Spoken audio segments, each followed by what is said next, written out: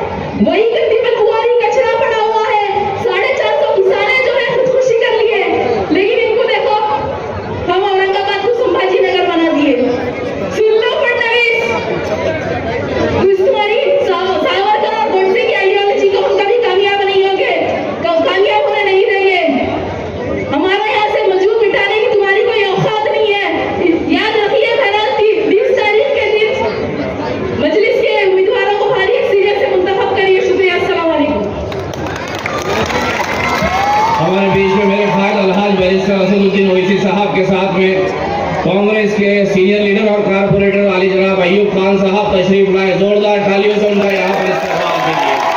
मैं बुलाने जा रहा हूँ आपके बीच में मेरे साथी मजलिस इत्तेहादुल मुस्लिमीन के औरंगाबाद सेंट्रल हल्के के उम्मीदवार वाली जनाब नासिर सिद्दीकी साहब को यहाँ पर आए और अपनी बात को यहाँ पर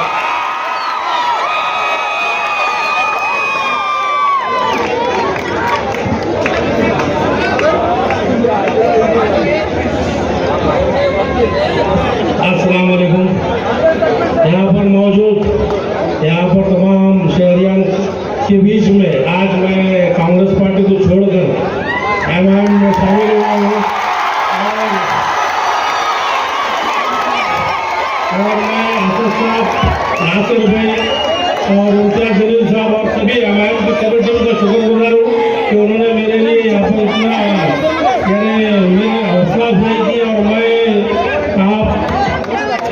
सभी से गुजारिश करता हूँ कि आने वाली 20 तारीख को आप हमारे मजलिस के दोनों उम्मीदवार और महाराष्ट्र में 14 हमारे उम्मीदवार खड़े हैं, सभी इंशाल्लाह कामयाब होंगे। इतना कह के मैं अपने 2 अल्फाज खत्म करता हूँ।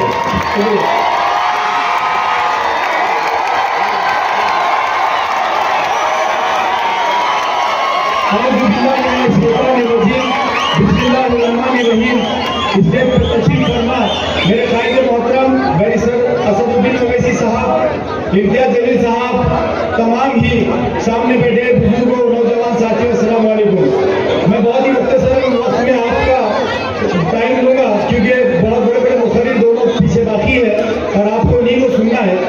दोस्तों, जो 2024 के विधानसभा के इलेक्शन होने जा रहे हैं वो औरंगाबाद के लिए कुछ खास होने जा रहे हैं, क्योंकि आपने देखा होगा कि आप लोगों ने जिन्होंने मजलिस को यहाँ पर ताकत दी और हम जैसे छोटे से यहाँ के कार्यकर्ताओं ने मजलिस में रहकर आपकी छोटी मोटी खिदमत को अंजाम दिया, लेकिन ये पार्टी बैरिस्टर असदुद्दीन ओवैसी साहब की क़ियादत में चलती है, वही आप लोगों का ताउन डायरेक्ट असद साहब को रहता है। तो मैं समझता हूँ कि मजलिस ये मेरी पार्टी नहीं है, ये आवाम की पार्टी है।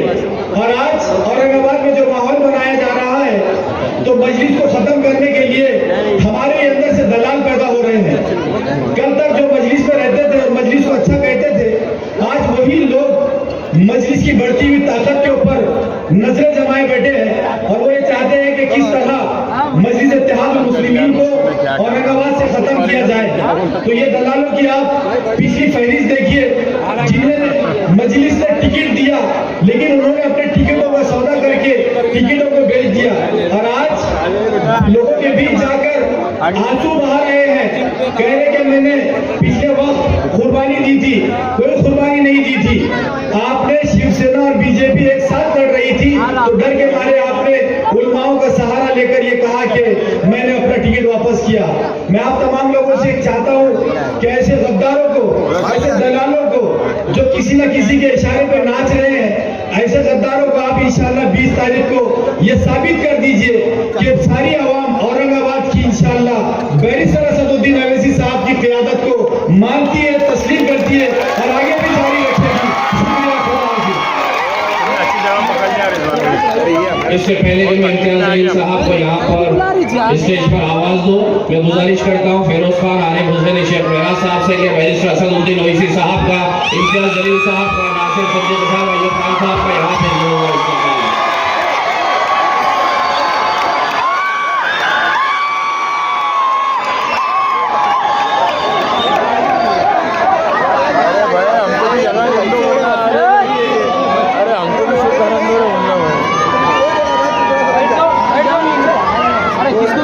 मैं आवाज देने जा रहा हूँ महाराष्ट्र के मजलिस इत्तेहादुल मुस्लिमीन के शेर, महाराष्ट्र मजलिस इत्तेहादुल मुस्लिमीन के सदर, हमारे हल्के के उम्मीदवार हमारे जनाब इम्तियाज जलील साहब। अस्सलाम वालेकुम वरहमतुल्लाहि वबरकातुहू। अभी आज तक चैनल का एक डिबेट कंपटीशन था जहां पर अलग अलग गेस्ट को बुलाया गया था, उसमें मैं भी खड़ा था। तो शिवसेना के एक लीडर ने कहा कि नहीं, एमआईएम ये जातिवादी पार्टी है।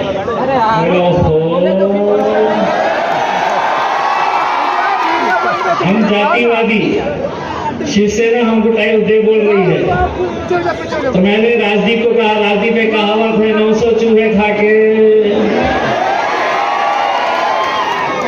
ये दिन आ गए हैं। कल यहाँ पर भारतीय जनता पार्टी के सबसे प्रमुख नेता देवेंद्र फडणवीस साहब आए थे इतनी पब्लिक जमा करने के लिए। पैसे भी देना पड़ा था, गाड़ियां भी भेजना पड़ा था, और ये अल्हम्दुलिल्लाह ये मजलिस के चाहने वाले मेरे खायद बैरिस्टर असदुद्दीन अवैसी साहब की मोहब्बत के अंदर आज एक और जलसा है। 300 कोई नहीं गए। मेरे भाइयों, अल्हम्दुलिल्लाह यही आपका जोश, यही आपका जुनून, यही आपकी दीवानगी, यही आपकी मोहब्बत मजलिस को आज पूरे महाराष्ट्र के अंदर अगर सबसे ज्यादा ताकत कहीं पर मिली है तो हैदराबाद के बाद असद भाई यकीन के साथ मैं कह सकता हूं कि ये दीवानों ने औरंगाबाद के अंदर मजलिस को महसूस किया। मैं हमारे अयूब भाई का खैर मकदम करता हूं। कई सालों से वो कांग्रेस के साथ थे, लेकिन आज सिर्फ इत्तेहाद की खातिर वो यहाँ पर मजलिस का दामन उन्होंने थामा है। बैरिस्टर असदुद्दीन अवैसी साहब की क़यादत के अंदर वो मजलिस के अंदर शमूलियत हासिल की है। वैसे भी अंदर की एक बात बोलूं, तो पहले भी कांग्रेस में थे, लेकिन जब जब मैं खड़े रहा वो मेरे साथ में ही थे।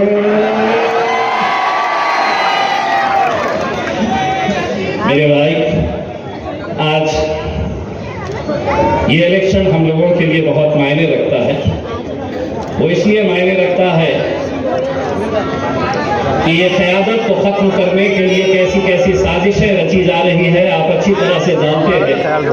पूरे महाराष्ट्र के अंदर सबसे ज्यादा मुसलमान उम्मीदवार अगर कहीं खड़े किए गए थे तो वो औरंगाबाद की ईस्ट कॉन्स्टिट्यूएंसी के अंदर 28 मुसलमान उम्मीदवार सिर्फ इस इरादे से खड़े किए गए कि यहां पर मजलिस इत्तेहादुल मुस्लिमीन ने जीतना नहीं चाहिए। यही इरादा था। रहने दीजिए साहब।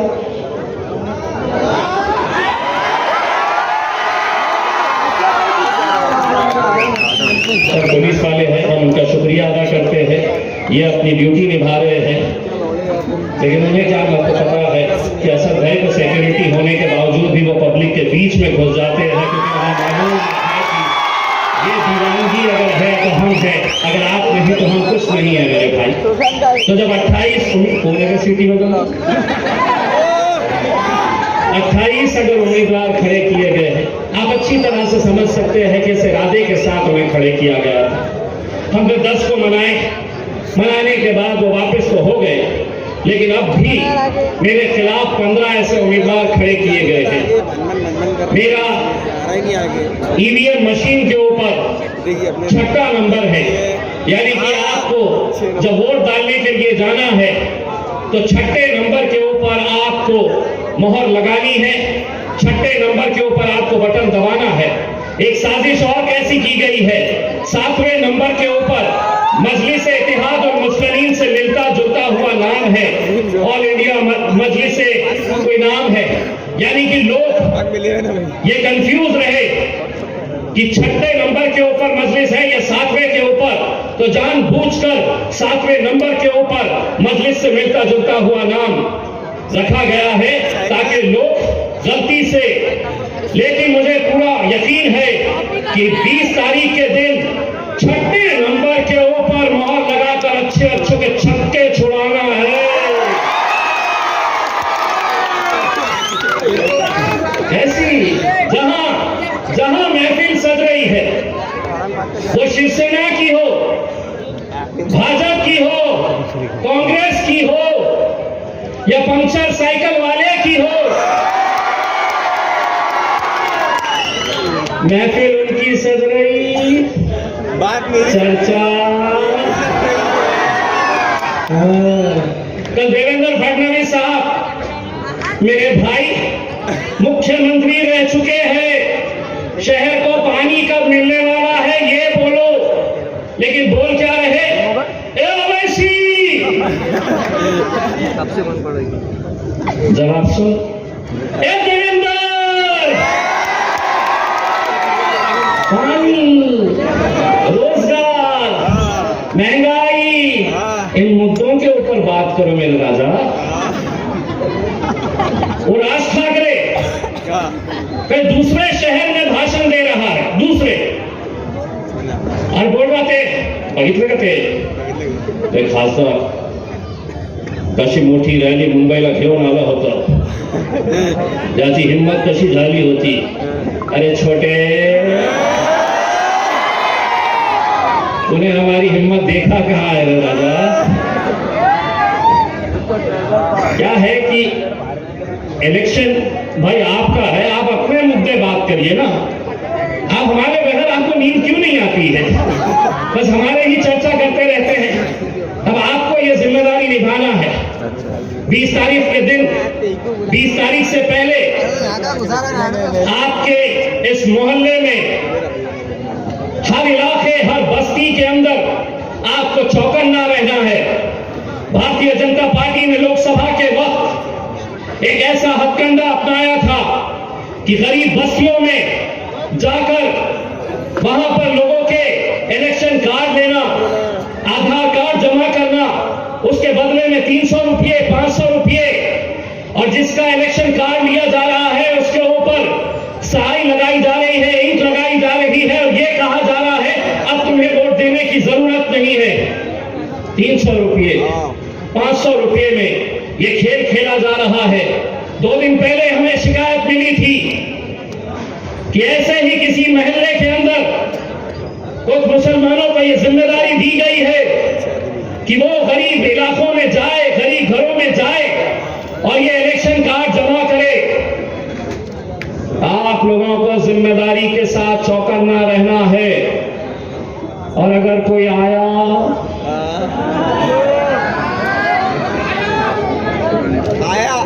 तो क्या करना है?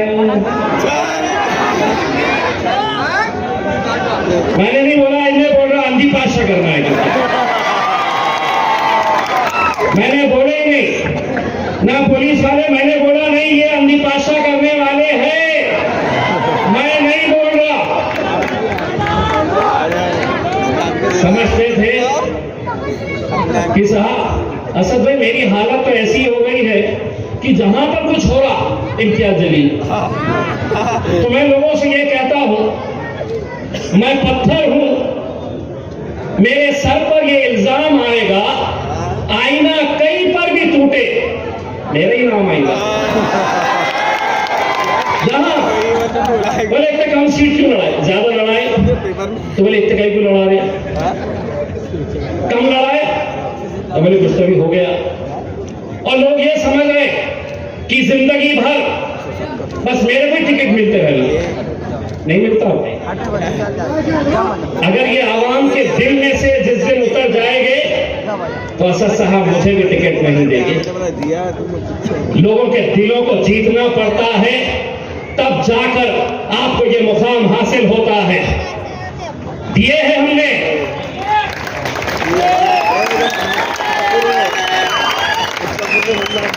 मेरे बारे में तो ये कहा गया था, बोले अतुल साले को जिताने के लिए सबसे कमजोर कैंडिडेट को देंगे इन्हें इम्तियाज जलील। मैं खुद आ गया, सबसे कमजोर कैंडिडेट। मेरे भाई, आज महाराष्ट्र के हालात क्या है, मुल्क के हालात क्या है, ये आप लोगों की मोहब्बत थी। लोकसभा के अंदर यकीनन हमें जीत नहीं मिली, लेकिन मुझे मालूम है इस दीवानगी के साथ, इस जोश और जज्बे के साथ आप लोगों ने हमारे लिए काम किया था।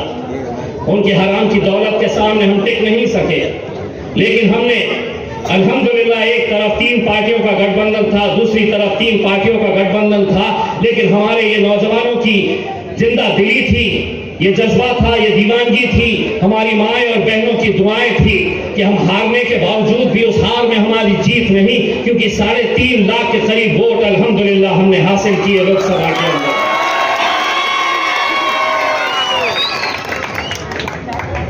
पैसे देके खड़े किए गए, रिक्शा चला रहा, सब्जी बेच रहा, टैंकर चला रहा, क्या बोले तो आमदार बनना है। मुझे मालूम है किसने किया है। सावे साहब लगा लो, कितना पैसा लगा सकते हो, किस किस के ऊपर लगा सकते हैं लगा लो।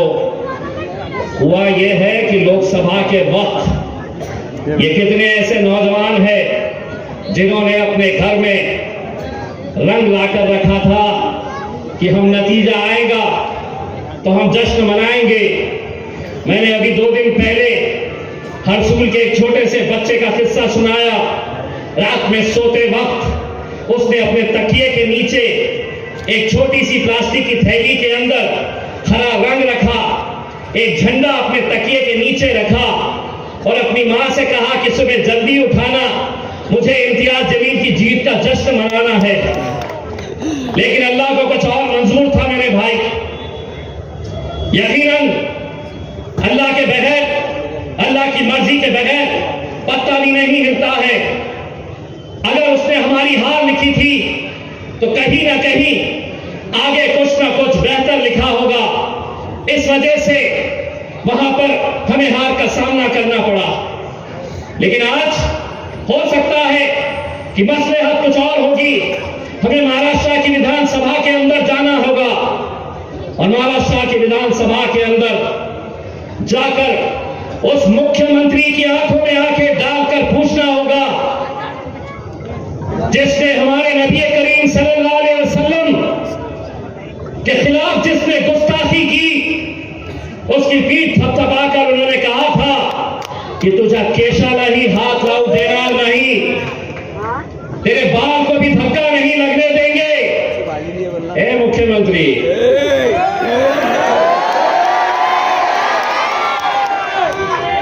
जिस रामगिरी के बारे में तुमने ये कहा था कि तेरे बाल को भी धक्का नहीं लगने दूंगा, वो पहले से ही पतला है।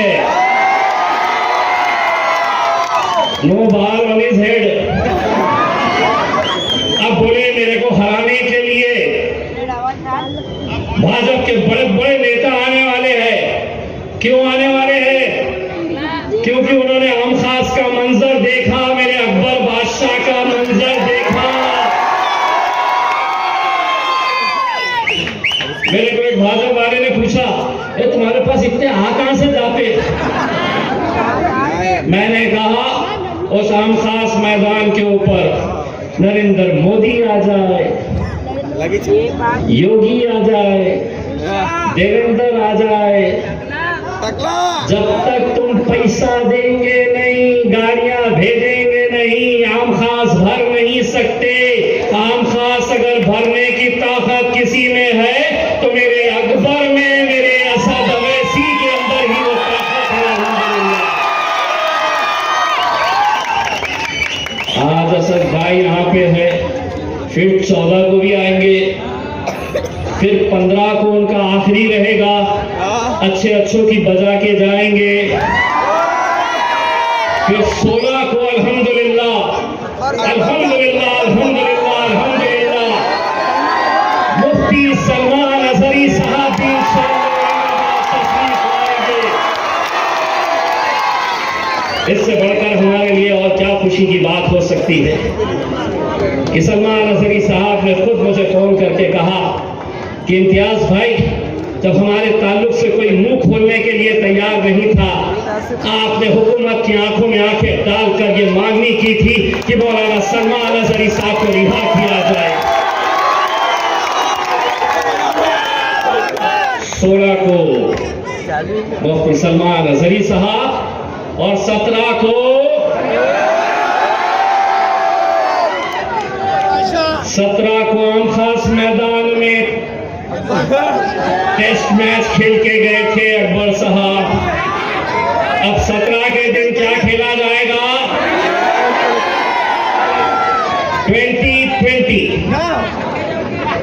मीडिया वाले इंतजार कर रहे थे, अब कुछ तो भी बोलेंगे, अब कुछ तो भी बोलेंगे। मैं बोलता रुको रे, फाइनल ओवर अभी बाकी है। आज हमारे कुछ अपने ही लोग, मुझे बड़े अफसोस के साथ ये कहना पड़ रहा है। देखिए साहब, यकीन मानिए, मैं असद साहब के सामने ये बात कह रहा हूं कि कल अगर असद साहब मुझसे कहते कि इलेक्शन तुम नहीं लड़ोगे, यकीन मानिए मैं असद साहब के उस फैसले के ऊपर लब्बैक कहता।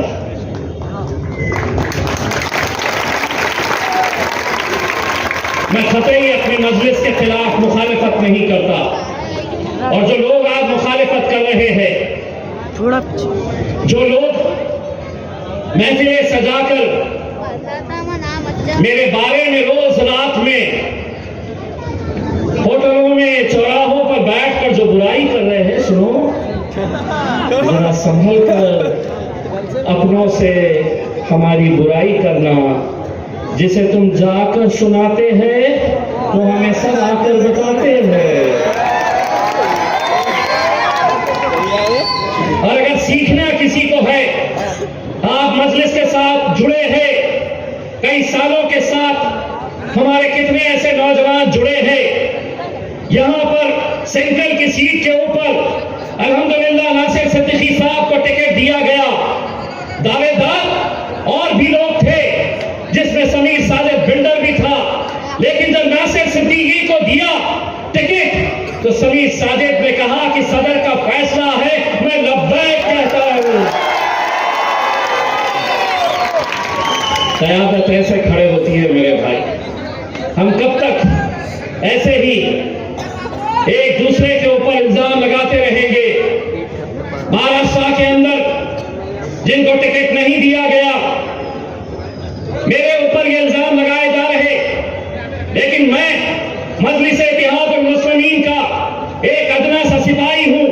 बैरिस्टर असदुद्दीन अवैसी साहब का एक अदना सा छोटा सा सिपाही हूं, जो उनके हुक्म के हिसाब से काम करता है। असद साहब ने कहा अगर हम 16 सीटें लड़ेंगे तो हम 16 सीटें लड़ेंगे, लेकिन कई ऐसी जगह है जहां पर हमारे उम्मीदवारों ने इंडिपेंडेंट फॉर्म भर दिए हैं। कई ऐसे हैं जिन्होंने डुप्लीकेट फॉर्म बनाकर नकली सिग्नेचर मार के परवनी के अंदर फॉर्म भरा गया है। हमने उस शख्स के खिलाफ एफआईआर दर्ज कराए हैं।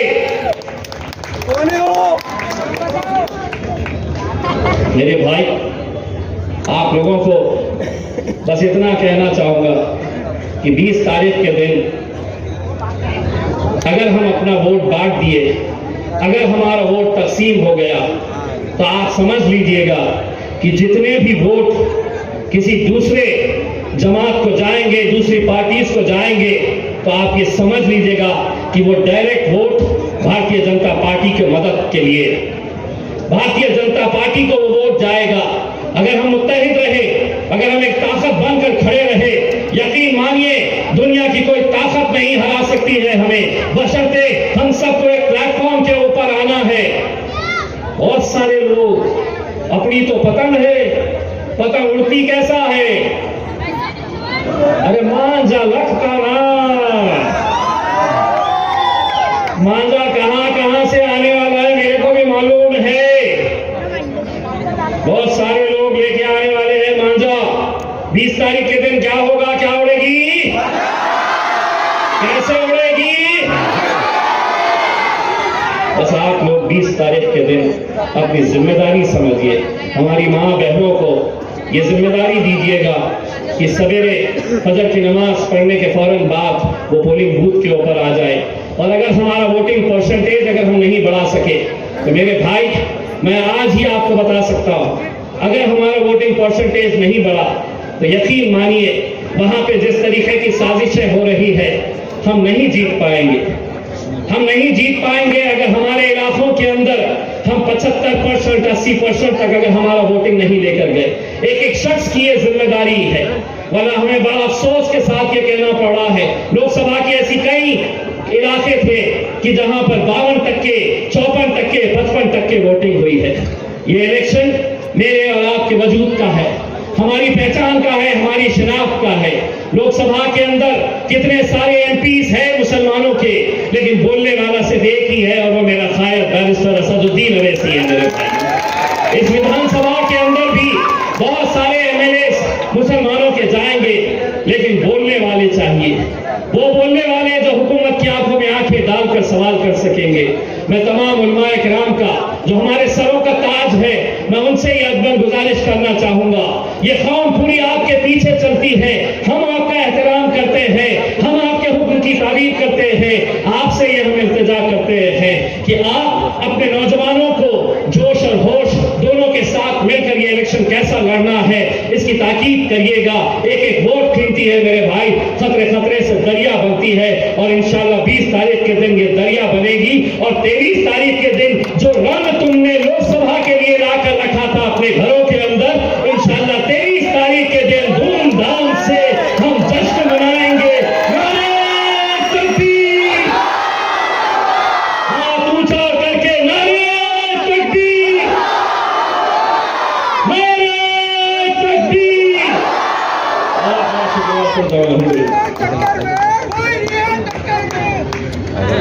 जिनका बेसब्री से इंतजार कर रहे हैं, मैं आवाज देने जा रहा हूँ अलहाज बैरिस्टर असदुद्दीन ओवैसी साहब को।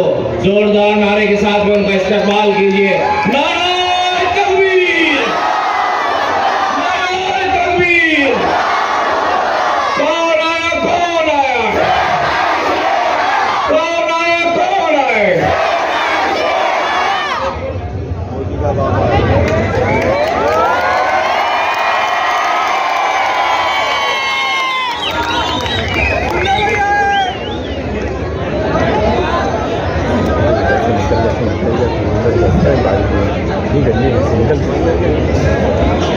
बिस्मिल्लाहिर्रहमानिर्रहीम।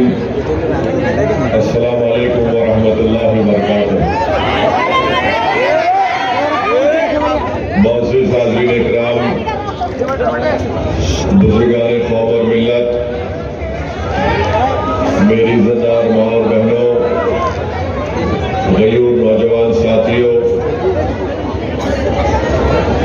एमआईएम पार्टी के मेरे तमाम रुफ़क़ा अराकीन, साबिक़ अराकीन बल्दिया, शहर नशीन में तशरीफ़ फरमा,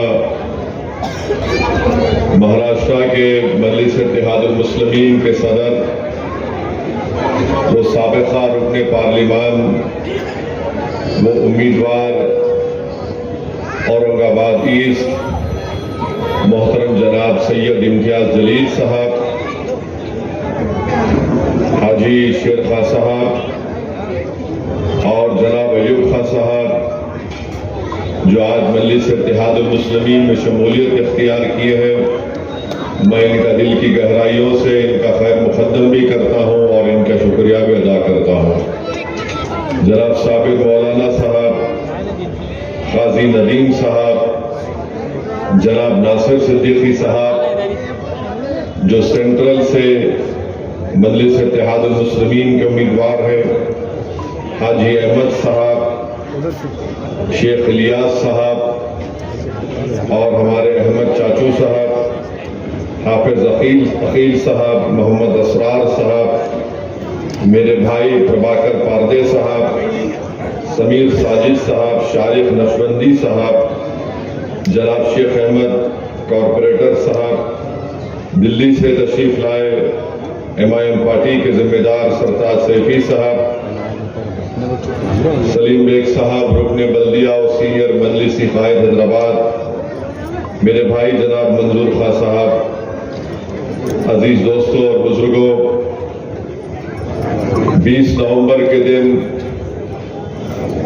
हम तमाम के लिए एक बहुत ही तारीखी और इम्तिहान का दिन बनेगा। और तारीखी दिन इसलिए है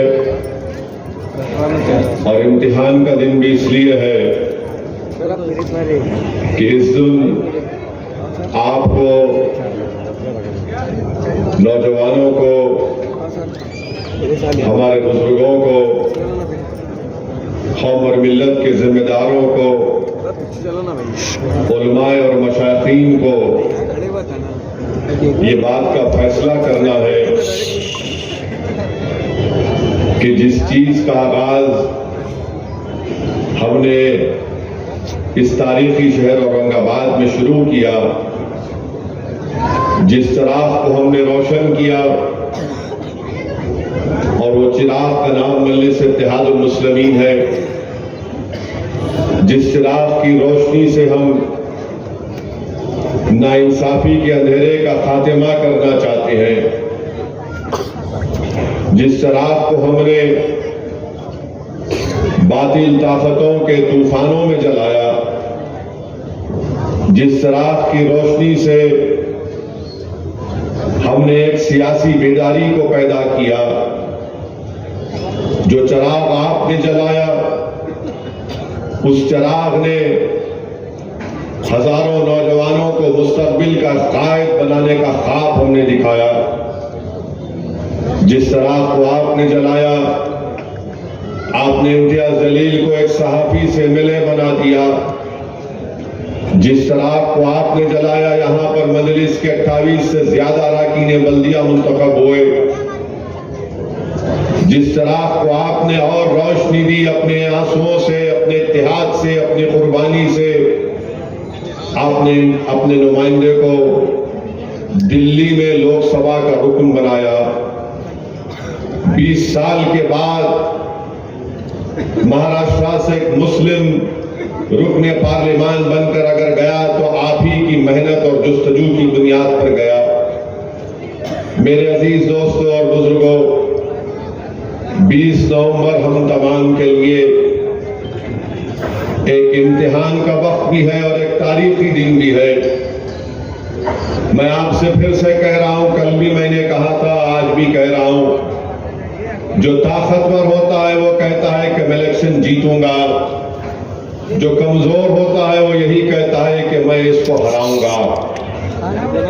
अब आपको ये फैसला करना है कि आप औरंगाबाद सेंट्रल से, औरंगाबाद ईस्ट से आप कामयाब होंगे ताकतवर बनकर, या फिर आप कमजोरों को उनके नापाक अज़ाइम में उनको कामयाब होने देंगे। ये वो कमजोर लोग हैं जो जीतने के लिए चुनाव नहीं लड़ रहे हैं। इनका मकसद एक ही है कि जिस चिराग को आपने और हमने मिलकर जलाया, अपने आंसुओं से, अपनी कुर्बानियों से, अपनी जुस्तजू से, वो ये चाहते हैं कि इस चिराग को खत्म करके रख दिया जाए। वो इतने परेशान हैं इस चिराग से कि ये देख रहे हैं कि सरजमीन महाराष्ट्र पर एक सियासी शऊर बेदार हो रहा है। वो ये देख रहे हैं कि आज ये नौजवान अपने आप को मुस्तकबिल का एक लीडर बनते हुए देख रहा है।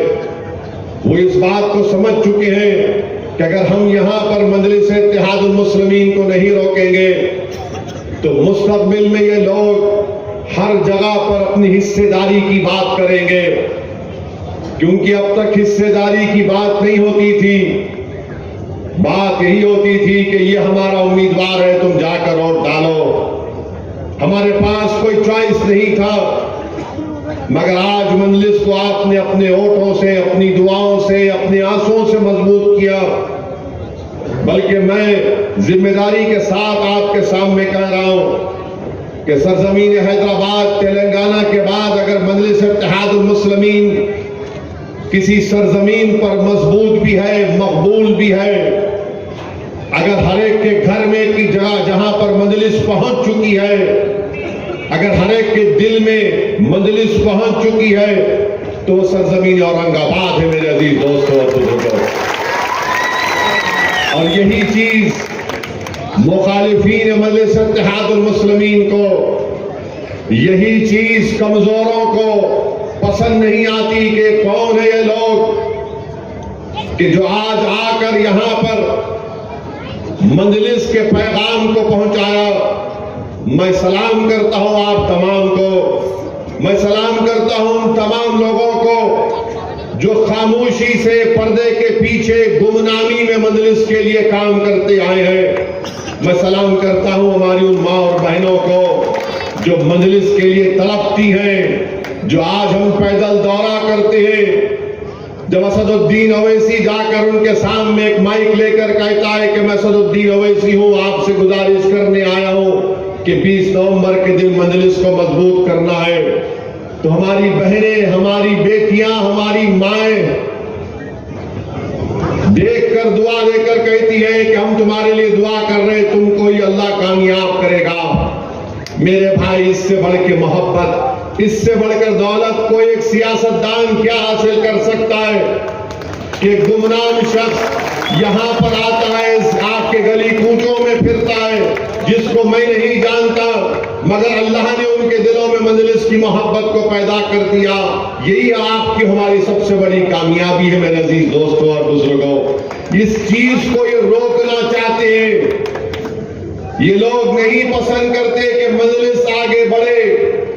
मजलिस इसलिए आगे बढ़ रही है क्योंकि लोग जान चुके हैं कि हमको अपनी सियासी आवाज की जरूरत है। जो मजलूम है वो जानता है कि मजलिस मेरी ताकत है। जो लोग सिस्टम से नाइंसाफी का शिकार हो चुका है वो जानता है कि हुजूम तो है मगर सन्नाटा है। अगर इस सन्नाटे को कोई तोड़ता है तो उसका नाम मजलिस इत्तेहादुल मुस्लिमीन है, ऐवान असेंबली है, 288 रुकने असेंबली है। मगर अगर कोई खड़े होकर जालिम की आंखों में आंखें डालकर कहता है कि तू जुल्म कर रहा है, संविधान के दायरे में हमको अपना हक मिलना चाहिए, तो मजलिस करती है। दूसरे भी एमएलए जीत कर गए होंगे और जाएंगे, मगर इनकी जबानों पर उनकी पार्टी का ताला लगा हुआ है। हमारी जबानों पर ताला नहीं है। हम अपनी जबान को नकारा खल बनाकर जालिमों के सामने इनकलाब जिंदाबाद के नारे लगाते हैं। मेरे अजीज दोस्तों और बुजुर्गों, 20 तारीख के दिन आपको इस चिराग को जलाना है, इस चिराग को मजबूत करना है। जो लोग इस चिराग को बुझाना चाहते हैं, आप अपने इत्तेहाद से उनको हमेशा के लिए सियासी तौर पर बुझा दीजिए। जिस चिराग को आपने तेल से नहीं अपने खून पसीने से जलाया है, मैं आपसे कह रहा हूं ये दुश्मन है हमारे इत्तेहाद के, ये दुश्मन है औरंगाबाद के नौजवानों के, ये चूर करना चाहते हमारे बुजुर्गों के ख्वाबों को, ये हमारे माओं की उम्मीदों को खत्म करना चाहते हैं। फैसला आपको करना है 20 तारीख के दिन। ये लोग जीतने के लिए नहीं, मोदी के इशारे के ऊपर, शिंदे के इशारे के ऊपर, आरएसएस के इशारे के ऊपर, बल्कि आज कह रहा हूं जिसने हमारे नबी करीम सल्लल्लाहु अलैहि वसल्लम के शान में गुस्ताखी की, उस गुस्ताख जालिम के एजेंट बनकर हमारी सफों में आकर हमारे इत्तेहाद को कमजोर करना चाहते हैं। खबरदार कर रहा हूं आपको, गुस्ताखों का साथ मत दो। जो लोग गुस्ताख के एजेंट बनकर औरंगाबाद की सरजमीन पर हमारे इत्तेहाद को कमजोर करना चाहते हैं, नौजवानों, बुजुर्गों, इन गुस्ताखों का जवाब तुम खड़े होकर पतंग के निशान पर बटन दबा कर दोगे और जवाब दोगे जमहूरी तरीके से। तुम पैगाम दोगे शिंदे को, फडणवीस को, मोदी को, आरएसएस को और उस गुस्ताख को, देख तूने हमारी सभा में अबू जहल को भिजाया था, हमने अबू जहल को आज बख्शने वाले नहीं है।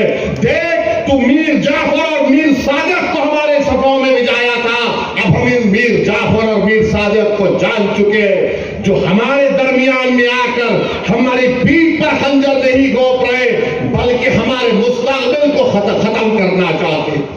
तो मेरे अजीज दोस्तों और बुजुर्गों, ये नरेंद्र मोदी आरएसएस ने पूरे महाराष्ट्र के इलेक्शन में 90 ऐसे लोगों को इलेक्शन लड़ा रही, इंडिपेंडेंट, नाम की आजाद है मगर गुलाम है आरएसएस के और मोदी के। इनके नाम उर्दू से शुरू होते हैं, नाम तो उर्दू का है मगर काम तो अबू जहल का करने वाले हैं। ये लोग मीर जाफर और मीर सादिक के एजेंट है, याद रखिए। ये जीतने के लिए इलेक्शन नहीं लड़ रहे हैं, ये हराने के लिए इलेक्शन लड़ रहे हैं। और याद रखो, मैं बता रहा हूं, अगर खुदा ना खास्ता कुछ होगा तो ये जिंदगी भर बोलेंगे देखो हमने गिरा दिया था, मगर मुझे यकीन है औरंगाबाद के बुजुर्गों पर, मेरी माँ और बहनों पर, वो गद्दारों को इस बात की इजाजत नहीं देंगे कि हम एक जिंदा कौम है, हम जिंदों के सामने कोई आकर ये नहीं कह सकता कि हम तुमको गिराएंगे। हम जिंदा रहेंगे और इनको सियासी तौर पर इनके चारों खाने चित करेंगे, इनके मंसूबों में इनको शिकस्त देंगे, इनकी साजिशों को हम बेनकाब करेंगे।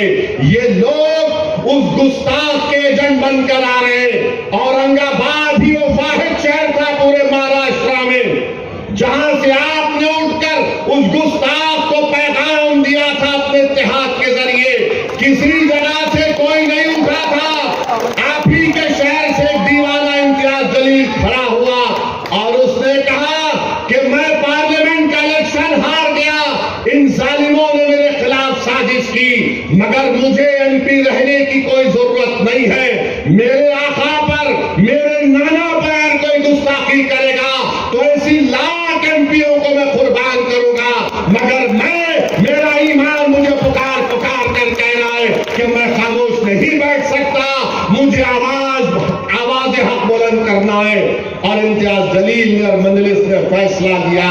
पूरे परेशान हो गए, हुकूमत परेशान, जालिम परेशान, कमजोर परेशान, मुनाफिक परेशान, अबू जहल के दोस्त परेशान, मीर जाफर मिर्जा सादिक परेशान, प्रशासन परेशान। जब आपने यहां से नारा लगाया कि औरंगाबाद वो सरजमीन है जहां पर हम हर एक की भाईचारगी को मानते हैं, कोई किसी भगवान को माने, किसी खुदा को माने, हम उसका एहतराम करते हैं, मगर किसी को भी इस बात की इजाजत हम नहीं देंगे कि किसी के भी मजहब के सबसे बड़ी शख्सियत के खिलाफ अगर कोई अनाप शनाप बकेगा तो हम खामोश बैठेंगे।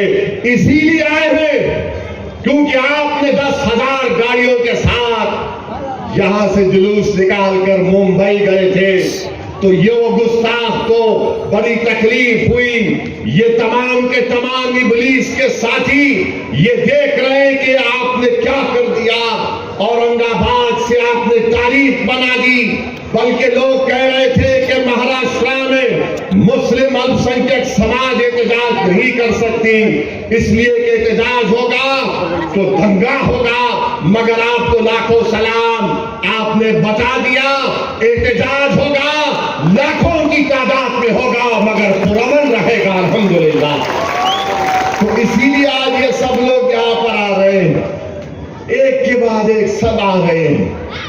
कोई यहां से उतर रहा, कोई वहां से उतर रहा, कोई नीचे से निकल रहा, कोई बिल से साफ निकल रहा, कोई सुराख से चूहा चेहरा दिखा रहा, सब आ रहे हैं। मगर ये औरंगाबाद की सरजमीन है, ये तारीखी सरजमीन है। तो इसीलिए कह रहा हूं 20 तारीख के दिन आपको अपने इत्तेहाद को मजबूत करना पड़ेगा, अपने इत्तेफाक को मजबूत करना पड़ेगा। याद रखो नौजवानों, ये लड़ाई तुम्हारे मुस्तकबिल के लिए हम लड़ रहे हैं। याद रखो मेरी इज्जतदार मां और बहनों, ये लड़ाई आपके ख्वाबों को पूरा करने के लिए किया जा रहा है।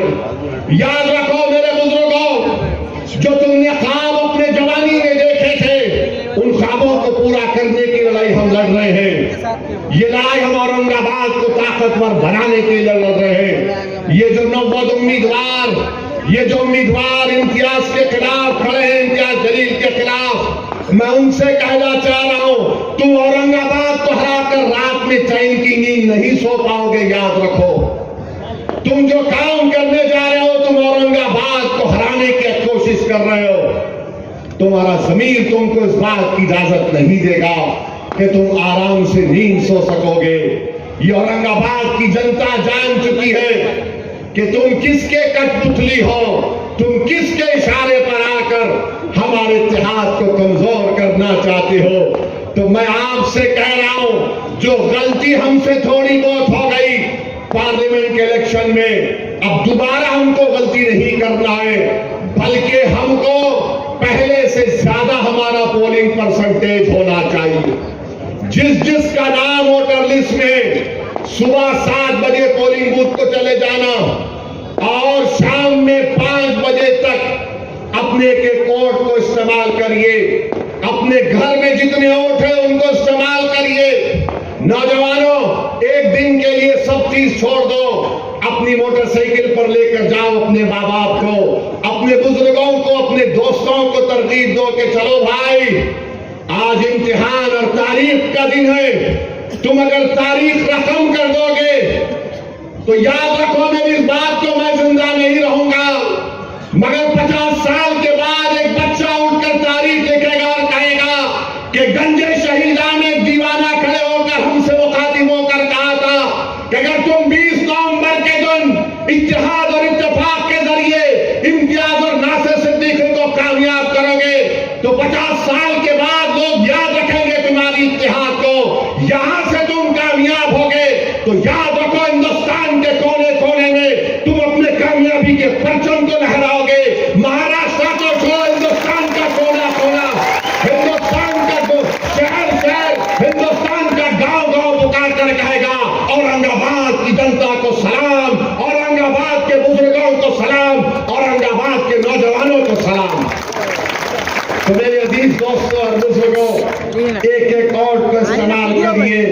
ये कमजोर लोग हैं, इनको अगर कुछ नहीं मिला तो किधर भी कूद जाते हैं लोग, किधर भी कूद जाते हैं। मैं इनके बारे में बहुत कुछ बोल सकता हूं, मगर सिर्फ इतना कह रहा हूं कि याद रखो, तारीख हमको पुकार पुकार कर कह रही है। करबला के मैदान में अल्लाह के रसूल सल्लल्लाहु अलैहि वसल्लम के नवासे के साथ नमाज भी पढ़ते थे और पानी भी बंद कर देते थे। अल्लाह के रसूल सल्लल्लाहु अलैहि वसल्लम के नवासे की गर्दन काटी गई, सज्जे में थे इमाम हुसैन, आले रसूल को कुर्बान कर दिया। मगर जालिमों, जो तुम आज यजीद के एजेंट बनकर यहां पर आए हो, जिन्होंने पानी बंद किया और खुद पानी पिए, तारीख ने जिसने पानी बंद किया उनको मिटा दिया। तारीख ने यह बता दिया कि जो पानी पीते थे और दूसरों को पानी नहीं पिलाते थे, तारीख ने पानी पिलाने वालों को भुला दिया, और जिस जालिम ने पानी नहीं दिया अल्लाह ने उनको सुबह क़यामत तक उरूज दिया। तो तारीख पुकार पुकार कर कह रही है, जालिमों, इमाम हुसैन जिंदा है, इमाम हुसैन कामयाब है। जो ये तमाम के तमाम जालिम हैं, ये तमाम यजीदी लश्कर के लोग हमेशा से पलीत थे और पलीत रहेंगे। टीपू सुल्तान पर पीछे से हमला करने वाले कौन? टीपू सुल्तान पर पीछे से हमला करने वाले कौन थे? कौन थे? बोलो, जोर से बोलो। टीपू सुल्तान पर हमला करने वाले कौन थे? सिराजुद्दौला पर हमला करने वाले कौन थे? कौन थे सिराजुद्दौला पर हमला करने वाले? मेरे भाई, तारीख पुकार पुकार कर कह रही है कि बाहर से कोई नहीं आएगा, अंदर से ही पीठ पर खंजर मारेगा। तो इनको पहचानना है आपको, इनको पहचानो आप। और दूसरी बात यह है कि कल महाराष्ट्र के डिप्टी चीफ मिनिस्टर इस तारीखी शहर को आए थे और आकर गैर जरूरी मेरा नाम अपनी जबान पर लाए। हाँ, देवेंद्र फडणवीस बोले, सुनो ओवैसी, ए देवेंद्र फडणवीस, याद रखो तुम मेरी जबान का मुकाबला नहीं कर सकते ना। अगर तुम मोदी अमित शाह भी बैठ गए तो मेरी जबान का मुकाबला नहीं कर सकते। तुम क्या बोले? तुम क्या बोले? ए ओवैसी, वो क्या बोले? ये वोट जिहाद, धर्म युद्ध। हम इलेक्शन कमीशन ऑफ इंडिया से पूछना चाहते हैं, क्या ये जबान इलेक्शन के कानून के ताबे है या उसके खिलाफ है? इलेक्शन कमीशन ऑफ इंडिया जवाब दो। ये महाराष्ट्र के चीफ इलेक्टोरल ऑफिसर से हम पूछना चाह रहे हैं, मेरा नाम लेकर जिहाद का नाम लिया जा रहा है, धर्म युद्ध का नाम लिया जा रहा है। क्या ये इलेक्शन कानून के खिलाफ नहीं है? क्या ये मॉडल कोड ऑफ कंडक्ट के खिलाफ नहीं है? ये लोकशाही है, जमहूरियत है, यहां पर धर्म युद्ध और जिहाद कहां से आ गया फडणवीस? खैर, तुमने बोला, अब तुमको खुजली होगी अब जब मैं बोलूंगा यहां से। सुनो देवेंद्र फडणवीस, तुमने कई एमएलए को खरीद लिया, चोरी कर ली, तो तुमको क्या बोला जाए? डाकू बोला जाए या चोर बोला जाए? तुमने महाराष्ट्र से एक ड्रग पार्क का प्रोजेक्ट आ रहा था 3000 करोड़ का, टाटा एयरबस का प्रोजेक्ट 22,000 करोड़ का महाराष्ट्र को आ रहा था, वेदांता फॉक्सकॉन का 1,55,000 करोड़ का प्रोजेक्ट आ रहा था, मेडिकल की इक्विपमेंट बनाने का प्रोजेक्ट आ रहा था 4,024 करोड़ का। अरे देवेंद्र फडणवीस, तेरे को इतनी हिम्मत नहीं हुई तो रोक दिया उसको, गुजरात कहीं को जाने दिया रे? 1,80,000 करोड़ का प्रोजेक्ट महाराष्ट्र को नहीं आया, गुजरात को चले गया। क्यों? तुम तुम्हारे पप्पा जी से डर गए थे मोदी के? ये फिर आप देखो। और हम बताना चाह रहे हैं, फडणवीस ये समझते हैं क्योंकि वो फडणवीस है तो असदुद्दीन ओवैसी को दबा सकेंगे, क्योंकि वो फडणवीस है तो ये चाहते हैं कि लोग उनके पैरों के पास बैठ जाएं। वो फडणवीस है तो समझते हैं कि वो मुझे जिहाद या धर्म युद्ध के नाम से पुकारेंगे। वो फडणवीस है तो समझते हैं कि मैं असदुद्दीन ओवैसी को नीचे गिराऊंगा। अरे देवेंद्र फडणवीस, तुम जिस चीज को लाना चाहते हैं ना औरंगाबाद में, वो चीज कभी नहीं आएगी इंशाअल्लाह ताला, मैं लिख के रख रहा हूं। वो इसलिए नहीं आएगी फडणवीस क्योंकि बाबा साहेब अम्बेडकर ने जो संविधान बनाया उसमें फडणवीस भी बराबर है, ओवैसी भी बराबर है, कोई ऊपर कोई नीचे नहीं है। और फडणवीस, मैं तुमको चैलेंज कर रहा हूं, तुम महाराष्ट्र में किधर भी हो, तुम्हारी जबान पर दूल्हे भाई का नाम तो आ गया ना। अब तुमसे मैं कह रहा हूं फडणवीस, तुम्हारी जबान से जरांगे पाटिल का नाम निकलेगा, जरांगे पाटिल का नाम निकलेगा फडणवीस, तुम्हारी जबान लड़खड़ा जाएगी जरांगे पाटिल का नाम लेने से। बोलो, हिम्मत है तो बोलो फडणवीस, जरांगे पाटिल बोलो। तुम नहीं बोलेंगे? बोलेंगे नहीं नहीं, ओवैसी बोल सकता हूं, दूल्हे भाई है, मेरे भाईजान है, बोलूंगा। अब भाईजान किसको बोलते मालूम? लाइटर वेन में, मगर जरांगे पाटिल का नाम नहीं लेंगे फडणवीस। तुम फडणवीस बोलो, जरांगे पाटिल नहीं बोल सकेंगे। डर नहीं लगता कच्ची औजारी बोरों की। और देवेंद्र फडणवीस, तुम बार बार जिहाद जिहाद बोलते। सुनो फडणवीस, तुम्हारा हीरो जेल में बैठकर अंग्रेजों को लव लेटर लिख रहा था। हमारे उलमाए किराम माल्टा की जेल में और जेल के मैदान में मौलाना हुसैन अहमद मदनी, मौलाना महमूद हसन अंग्रेजों के सामने झुके नहीं, सीना तान कर खड़े हो गए। सुनो फडणवीस, अल्लामा फजल कैराबादी काला पानी की जेल में थे। अल्लामा फजल कैराबादी ने अंग्रेजों से कोई सौदा नहीं किया। सुनो फडणवीस, 1820 के बाद इस मुल्क की आजादी की लड़ाई में सबसे पहला फतवा किसने दिया? हमारे मदरसों के जिम्मेदारों ने दिया, जिहाद का फतवा दिया।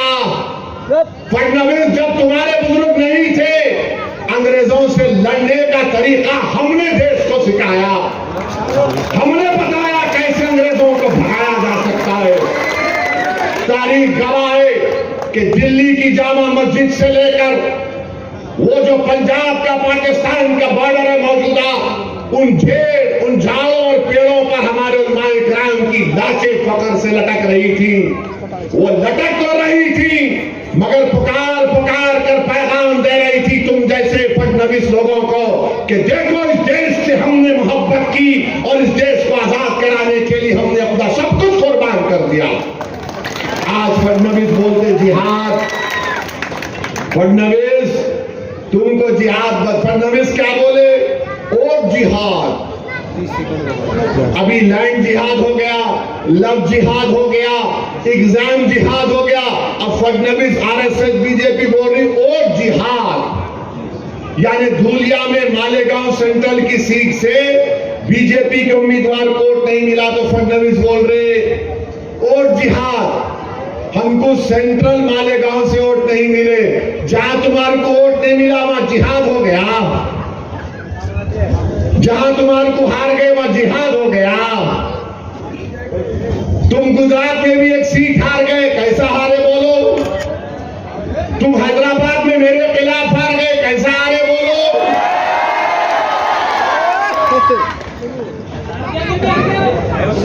अयोध्या में भी हार गए। अम्मा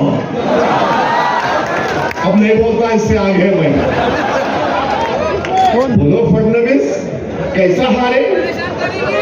मोदी की मेजॉरिटी कितनी कम हो गई? बहुत कम हो गई मोदी की। कुछ भी अच्छा नहीं बना रहे हो। अब बोलो, मगर मेरे भाई मालेगांव सेंट्रल की बात फडणवीस ने की। 1818 में अंग्रेजों और मराठाओं की जंग हुई थी, तीसरी जंग। मराठाओं की फौज में मुसलमान थे। कौन सी तारीख को? 1818। फडणवीस तुम तारीख में वीक हो, तुम्हारे को नहीं मालूम, तुम हिस्ट्री नहीं जानते, आप कुछ भी नहीं जानता, छोड़ो। तो 1818 में अंग्रेजों के खिलाफ मराठाओं ने जंग की थी और उस जंग में मुसलमान थे। मुसलमान मालेगांव के किले पे खड़े हो गए और अंग्रेजों को से मुकाबला किया। उसमें 30 से ज्यादा सिपाही शहीद हो गए और अंग्रेजों को, उन मुसलमानों को जो मराठाओं की फौज में थे, 36 तोपों को इस्तेमाल करना पड़ा। 8,000 गोले गिराए, 35,500 गन पाउडर इस्तेमाल करना पड़ा। फडणवीस, ये वो मुसलमान जो मराठाओं की फौज में मालेगांव के किले में खड़े हो गए थे और अंग्रेजों को मुकाबला किया। फडणवीस, तुम्हारे पूर्वज नहीं थे, ओवैसी के पूर्वज थे जो अंग्रेजों से जिहाद कर रहे थे। और फिर 1921 में मालेगांव में इनकलाबियों ने खिलाफत नाम कॉर्पोरेशन मूवमेंट के बाद मालेगांव के किले पे चढ़ गए। अंग्रेजों का झंडा हमने निकाला, फडणवीस तुम्हारा हीरो नहीं निकाला। हमारे बुजुर्गों ने झंडा निकाला, मालेगांव शहर को कब्जा कर लिया और उसके बाद अंग्रेजों ने क्या किया? बोलो फडणवीस, मरने वालों में, शहीदों में तुम्हारा नाम था या ओवैसी के बाप दादा का नाम था? बोलो, नाम क्या था? सुनो फडणवीस, शहीदों का नाम जिन्होंने 1921 में अंग्रेजों का झंडा निकालकर हिंदुस्तान के झंडे को लहराया, शहीदों में नाम सुलेमान शाह, इस्माइल अल्लाह रखा, शाहीन बिकारी, शाबान बिकारी, बुद्धू, फरीदास, अब्दुल गफ्फार, ये तमाम को फांसी पे लटका दिए। फडणवीस, तुम्हारा हीरो अंग्रेजों को लव लेटर लिख रहा था, I love you, I love you. हम आई लव यू नहीं बोले अंग्रेजों को, हम बोले वी हेट यू। तुमको निकलना पड़ेगा भारत से। तुम आकर हमको जिहाद सिखाओगे फडणवीस?